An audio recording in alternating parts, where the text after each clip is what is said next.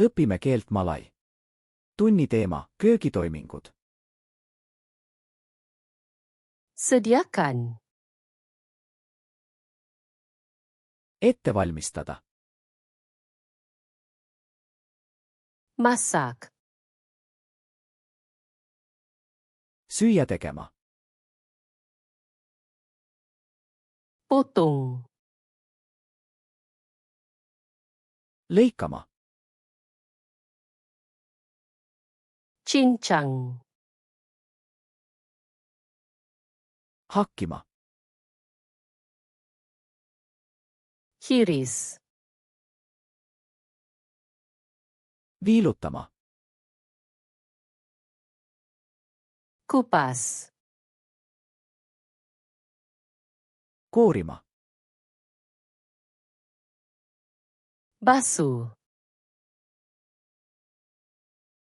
Pesema.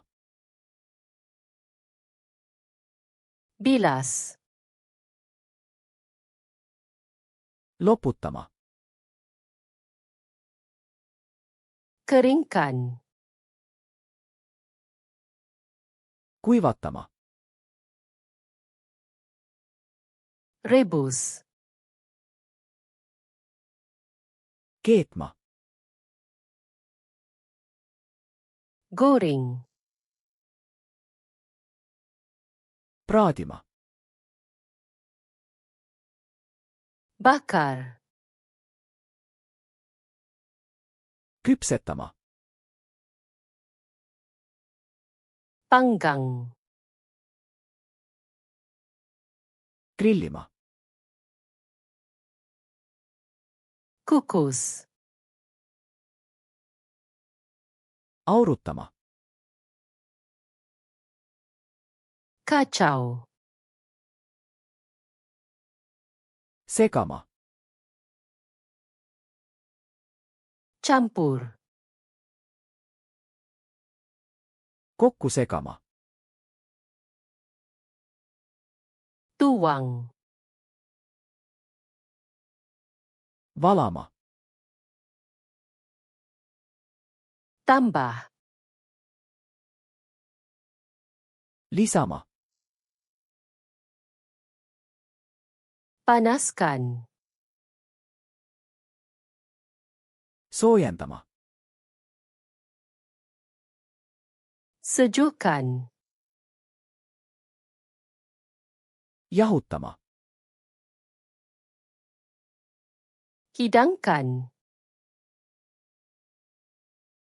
Serveerima. Rasa. Maitsma. Perasakan. Maitsestama. Toskan. Nõrutama. Tutup. Katma.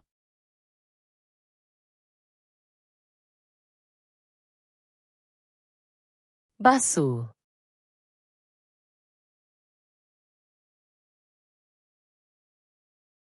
Tutup.